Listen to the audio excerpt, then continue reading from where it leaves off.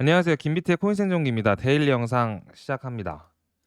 처음 보시려면은 저희 이제 텔레그램 채널인데 저희가 운영하고 있는 거고, 왼쪽에 지난 영상에 대해서 링크를 달면서 이제 썸네일 보면 비트코인이 그레이스케일과 SEC 결판 이제 승소 관련해서 이제 판결 관련해 가지고 월요일 날 영상을 찍었었고, 그리고 이제 어제 같은 경우에는 어제 밤에 저희가 결과가 나올 수 있다고 했잖아요. 실제로 그레이스케일이 SEC를 상대로 한 소송에서 승소했다라는 얘기를 누구보다 빠르게 이제 11시 12분에 월터 블룸버그에서 나온 뉴스를 저희는 11시 24분에 바로 긁어서 올렸는데, 저희 멤버십에서도 이거 이렇게 진행하고 있는데 멤버십에서는 좀 더 빠르게 저희가 이 내용을 전달을 드린 부분도 있고, 이 부분 참고하시면 좋을 것 같습니다.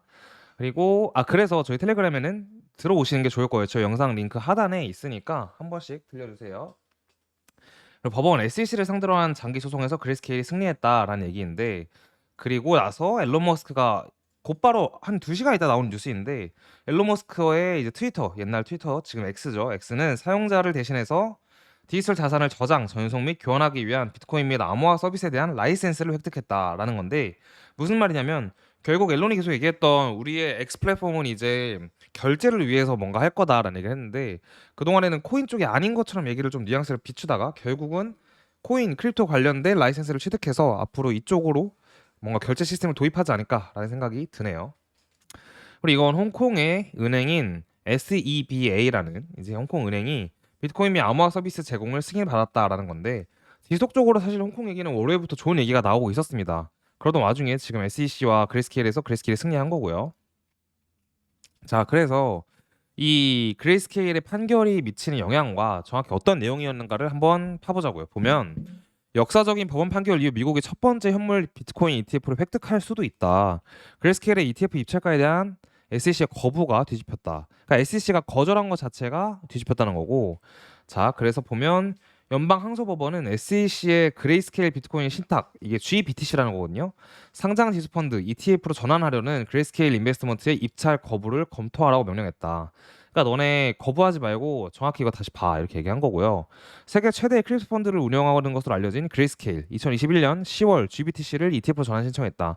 이게 2021년 11월이 완전 불장 끝이었으니까 불장 중에 ETF로 전환 신청을 한 거고, 이때 SEC의 이유가 계속 미뤘었는데 지금까지 2년 동안 시장 조작 방지 및 기타 문제에 대한 우려로 신청을 계속 거부한 거예요. 근데 이게 지금 판결에 의하면 보시면 이제 SEC에서 얘기한 게 시장 조작 방지 자체가 객관성이 너무 없다라는 판결을 법원에서 내렸거든요.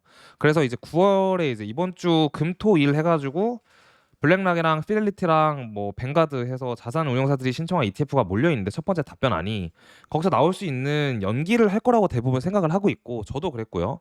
근데 연기를 할 때 근거가 시장 조작 방지가 문제다 이런 얘기를 할 줄 알았는데, 일단 이거는 더 이상 SEC 써먹을 수가 없는 얘기가 된 거예요. 그래서 약간 좋은 쪽으로 흘러가고 있는 거고, 지난 월요일에 영상에서 얘기했듯이 최상의 시나리오는 오늘 어제 이제 그 판결을 그레이스케일이 승리하고 이번 주에 ETF가 갑자기 깜짝 승인되는 거다라고 했는데, 최상에서 일단 50%는 온 것 같아요. 나머지 50% ETF가 정말 되냐 마냐의 얘기인 것 같고, 어쨌든 그래서 이어서 나가겠습니다. 그레이스케일 SEC의 결정에 대해 신속하게 항소를 제기하여 미국 콜롬비아 특별구 항소법원에 검토를 요청했다. 그레이스케일은 뭐 아시다시피 DCG의 자회사이고요. 자, 그래서 최근 블랙락 및 피델리티를 포함한 많은 기관이 현물 비트코인 ETF를 신청했다는 점에서 이번 법원의 결정은 의미가 있다. 현물 비트코인 ETF 승인은 크립토 시장에 긍정적인 영향을 미칠 수 있다. 그래서 그레이스케일 비트코인 신탁은 2021년 2월부터 기초자산 대비 할인된 가격으로 거래되어 왔으며, SEC의 거부 이후 12월 할인율로 50% 기록을 달성했다라는 건데, 이 내용을 조금 짚고 넘어가 드릴게요. 2020년 말부터 21년도까지 불장의 약간 선두로서 그레이스케일이 작용을 했고, 그게 뭐냐면 그레이스케일은 돈이 들어오면, 그러니까 저희가 그레이스케일에 돈을 넣으면은 그걸로 비트코인 현물을 삽니다. 현물을 사서 보유한 거에 대해서 GBTC라는, 쉽게 생각하면 주식 같은 걸로 약간 차용증처럼 줘요. 그러니까 내가 너네가 돈 넣은 만큼 우리가 비트코인 현물을 샀고 그 비트코인에 대한 어떤 채권을 너네한테 주는 거야라는 식으로 GBTC를 줬어요. 근데 이게 재밌는 게 그걸 판매할 수 있는 옵션 행사할 수 있는 기간이 락업이 걸립니다. 그래서 예를 들어서 뭐 제가 정확히 기억이 안 나는데 3개월 뭐 6개월 이렇게 락업이 걸려 있으면, 제가 21년 1월 달에 그레이스케일에 돈을 넣었으면 비트코인을 그레이스케일이 사고 6개월 동안 그 비트코인이 그레이스케일에 묶여 있고 저는 GBTC를 갖고 있고 GBTC를 이제 제가 돈 넣은 만큼의 비트코인 가치에 똑같은 가치의 GBTC를 받으면 이거를 제 2의 시장에서 팔거나 사거나 하는 행위가 가능했습니다. 재밌는 게 뭐냐면 내가 돈이 너무 많아요. 예를 들어서 뭐 1조 자산가예요. 그러면 5천억치를 이제 그레이스케일에 넣고 그러면 제가 비트코인을 이제 산 5천억치만큼 그레이스케일 살 거고 그건 시장에서 락업이 되잖아요. 그 상황에서 난 GBTC를 5천억치를 갖고 있고 나머지 5천억치를 시장에서 비트코인을 사버리면 나는 시장에서도 비트코인에 대한 차익을 얻을 수 있고 내가 가진 비트만큼 이미 락업이 6개월이 돼 있다라는 것 때문에 이 락업 시스템 때문에 GBTC 프리미엄이 붙었었어요. 실제로 기관 투자자들이 이제 시장에 진입하기 위한 수단이 거의 없던 와중에 유일한 이 창구가 있었기도 했고 뭐 요새는 좀 얘기가 달라졌지만 그래서 이게 할인율이 아니라 프리미엄이 50%일 때가 있었어요. 근데 SEC랑 싸우게 되면서 이 GBTC라는 것 자체가 이제 50% 정도 시장에 있는 비트코인의 그 가치보다 더 쌌다라는 거고 굉장히 어떻게 보면 그레이스케일 입장에서 치명적인 그런 오류의 상황이었던 거죠. 그러나 비트코인 현물 ETF 신청 이후 낙관론이 커지면서 할인율이 25% 줄어들었고 제가 확인했을 때 어제 17%까지 떨어진 걸 확인을 했습니다. 이게 이제 정상적으로 비트코인의 가치와 동일하게 연동이 GBTC가 된다면 정말 시장에서는 이제 그레이스케일이 완벽히 자리를 다시 잡는 거죠. 자, 그래서 시장 분석가들은 ETF가 일반적으로 공정 가치에 가깝게 거래되기 때문에 폐쇄형 펀드에서 ETF로 전환하면 할인이 완전히 사라질 수 있다고 믿습니다. 이게 방금 제가 한 얘기고요. 그래서 펀드 구조에 몇 가지 변화가 있을 거고 GBTC 주식은 1933년 증권법에 따라 SEC에 등록이 되고 또한 주식은 장외시장에서 NISE 알카로 이동이 되고 또 새로운 구조에서는 이전에 허용되지 않았던 상환도 허용이 된다라는 거고 내용 자체가 이제 증권을 따른다 이제 이런 얘기입니다. 그리고 그레이스케일이 이전에 GBTC가 ETF로 전환되면 수수료가 인하될 것이라고 언급한 바 있다. 현재 펀드는 연간 2%의 그 수수료를 부과하고 있는데 이게 더 싸진다는 거죠. 요약하자면 연방 항소법원의 판결은 SEC가 GBTC를 ETF로 전환하려는 그레이스케일의 시도를 거부해서 크립토 시장에 잠재적 영향을 미치고 첫 번째 현물 비트코인에 길을 닫도록 요구한다라는 얘기라 되게 중요한 얘기였죠. 자, 그래서 GBTC의 NAV 이제 디스카운트 투 비트코인 해스 뭐 이렇게 해서 얘기 나오는 건데 비트코인에 대한 GBTC의 할인이 2022년 12월부터 마감되고 있다. 이 장이 바닥을 치고 나서부터는 여기서부터는 고점을 아래로 고점을 찍은 거죠. 할인율이. 그러고 할인율이 점차 줄어들어서 이 갭이 줄어들고 있다라는 얘기를 보여주고 있는 거고요. 이 갭이 다시 정상화가 된다면 아주 GBTC도 매력적인 상품이 되겠죠. 자, 그래서 SEC는 화요일 판결에 대해서 45일 동안 항소할 예정이고 항소를 선택하면 사건은 미국 대법원이나 종합 패널 검토로 넘어간다. SEC가 항소하지 않기로 결정하면 법원은 결정이 어떻게 실행되어야 하는지 명시하는 명령을 발부할 거고 여기에서 SEC의 신청서를 승인하거나 재검토하도록 지시하는 것이 포함될 수 있다라는 얘기입니다. 자, 그래서 SEC가 ETF를 거부한 후 그레이스케일이 SEC를 상대로 소송에 승리를 했다. 이 6개의 SEC 마감일이 다가옴에 따라 이 6개가 이거죠. 9월 1, 2, 4일에 몰려있는 이를 다시 거부하려면 매우 강력한 사례가 필요하다. 비트코인 현물 ETF는 시간 문제처럼 보인다. 그러니까 이제 방향의 문제가 아니라 시간의 문제라는 거죠. 이번 판결을 통해서 더더욱 그렇게 된 거고 자, 그런 상황 속에서 다들 많이 보시는 CME를 보면 CME 갭이 아래 21,000과 2만 초반에 있긴 한데 지금 최근에 존재했던 28,000대 28,100의 이 갭을 메웠습니다. 일단 메우고 이 자리에 있는데 다음 주에 이제 위로 올라가면은 34,000에 36,000 사이에 있는 갭을 향해서 어쨌든 거시적으로는 가게 되는 거고 만약에 추가 조정이 온다면 이제 2만대 초반을 우리는 갭을 향해서 가는 걸 텐데 자, 그러면 다음 주를 위해 중요한 거는 뭐가 있을까 보면은 당연히 아까 말했던 이번 주에 있는 그레이스케일이 아닌 죄송합니다. SEC에서 이제 블랙락이랑 피델리티 등등 했던 비트코인 ETF 현물에 대한 결정이 이번 주에 또 쭈르륵 나오니까 그 결정에 따라서 어떻게 보면 시장이 또 흘러갈 수 있다. 이렇게 해석을 하는 게 맞을 것 같습니다. 자, 이거는 비트코인 물량의 손바뀜이 나타나는 온체인 지표인데 보면 인이 초록색이고 아웃이 빨간색입니다. 쉽게 말하면 인일 때가 저점이고 아웃일 때가 거의 고점 부근이에요. 여기서도 마찬가지죠. 여기서도 이제 저점이고 아웃이 고점이고 인이 저점이고. 자, 그래서 현재는 어디냐?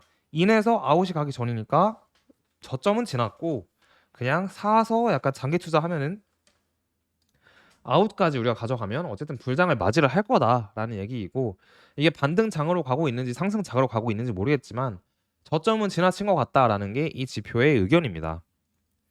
자, 그리고 자, 비트코인의 200일 위크 EMA, 주봉에서 EMA 200일선이 매우 중요한데 현재 꼬리를 치고 반등을 하는 것 같다라는 얘기이고, 이게 매우 강력한 추세선이기 때문에 이 위에서 논다면 반등으로 이어나갈 수 있다. 이제 이런 얘기를 하고 있습니다. 그리고 이 내용은 되게 재밌는데요. 보면 할빙이라고 해서 비트코인 반감기 날 기준으로 전일 500일 전과 500일 후를 나타낸 건데, 보시면 귀신같이 500일 전부터 이제 횡보하면서 있다가 반감기가 지나고 나서 시간이 지나고 어쨌든 오르기 시작해서 500일 후에는 고점이거나 고점을 지나쳤거나 라는 거죠. 근데 정확히 말하면 이때 500일 후에 이 구간 이후에 아마 다시 올랐던 걸로 기억이 나는데, 이거는 다시 봐야 될 것 같아요. 어쨌든 500일 전후로 기준을 보면 된다. 내년에 4월 달에 반감기가 예정돼 있으니까 아마 25년도가 또 고점이지 않겠냐, 이제 그런 얘기를 할 수 있다는 겁니다. 자, 그러면 차트로 넘어가겠습니다. 자, 그래서 차트로 넘어왔는데 한 가지 차트를 보게 되면 약간 좀 희망사항이 한 가지 있는 게, 어제 거래량이 잘 나왔단 말이에요. 6%의 상승을 또 일봉에서 보였고, 그래서 오늘도 이 기세를 몰아서 양봉을 띄워준다면, 좀 더 확정적으로 28,000달러를 넘어서 안착한다면 추가적으로 바로 29,500, 뭐 3만까지도 바라볼 수 있는 상황이긴 한데, 일단 오늘 시간이 매우 많이 남긴 했지만 거의 20시간 넘게 남았죠. 어쨌든 아직은 양봉이 아닌 음봉인 관점에서 이 차트가 그려놓은 게 또 마침 있네요. 이 추세선에서 사실 이탈했기 때문에 이게 뭐 맞다고 볼 수는 없는데, 어쨌든 살아있는 이 추세선에서 저항을 일봉에서 막고 있다라고도 볼 수 있는 거고, 아니면 주말이나 뭐 금요일 날 있는 여러 가지 이슈에 따라서 추가적으로 상승을 할 때 항상, 어제 6%면 사실 많이 오른 거거든요, 일봉상에. 그리고 거래량도 많이 나왔고, 그래서 음봉 하나 받고 뭐 횡보하다가 다시 갈 수도 있고, 이제 그런 식으로 생각하는 게 맞을 것 같습니다. 왜냐면 어쨌든 방향을 나타내는 이슈가 터져졌기 때문에. 올해의 트렌드를 꼽으면 아실 거예요. 제가 간단하게 설명드릴게요. 2023년도에 비트코인 시장의 트렌드, 오를 때 이유가 있고 떨어질 때 이유가 없다, 딱 그겁니다. 거의 그랬어요. 보면 오를 때 이때 홍콩이 거래소 연다고 하면서 12월 달 이후에 1월 달 엄청 올랐다가, 이 구간에서는 이유가 없었고, 이 구간에서는 이제 SBB 은행 터지는 건데, 은행 터지는 것도 사실상 3월 3일부터 해서 요 구간이에요. 딱 실리콘밸리 은행 망한다는 얘기가 나오는 게 여기였고, 이 전엔 이유가 없었습니다. 그리고 반등은 은행 사건 해결됐다라고 하면서 반등이 졌고, 올라갔다가 이유 없이 떨어졌다가, 뭐 이유가 또 여기서는 ETF 때문에 이유가 생기면서 블랙락 ETF 신청하면서 다시 반등 줬다가 이번에도 이유가 없이 사실 떨어진 거고, 올해는 오를 때는 확실한 이유가 있고 떨어질 때는 고점 찍고 이런 식으로 횡보하다가 스물스물 이렇게 떨어지는 그런 느낌이 강했습니다. 그래서 어쨌든 지금 스물스물 떨어지고 횡보했던 관점에서 보면 올라가야 되는 이슈가 이미 메이킹이 하나 됐기 때문에 추가적으로 위쪽을 바라보는 게 맞을 것 같다. 근데 저희가 월요일날 설명드린 것처럼 즉각적인 큰 상승보다 시나리오가 이제 세 개잖아요. 바로 올라가는 게 제일 베스트긴 하고, 두 번째는 횡보하다가 이 자리에서 횡보하다 올라가는 거고, 세 번째는 살짝 아래로 이탈했다 올라가는 건데, 어쨌든 올라가는 쪽을 바라보고 있으니까 다들 힘내자는 그런 말 하고 싶었습니다. 그러면 또 저희 영상 잘 준비를 열심히 했는데 금요일 영상도 준비해서 찾아뵙도록 하겠습니다. 감사합니다.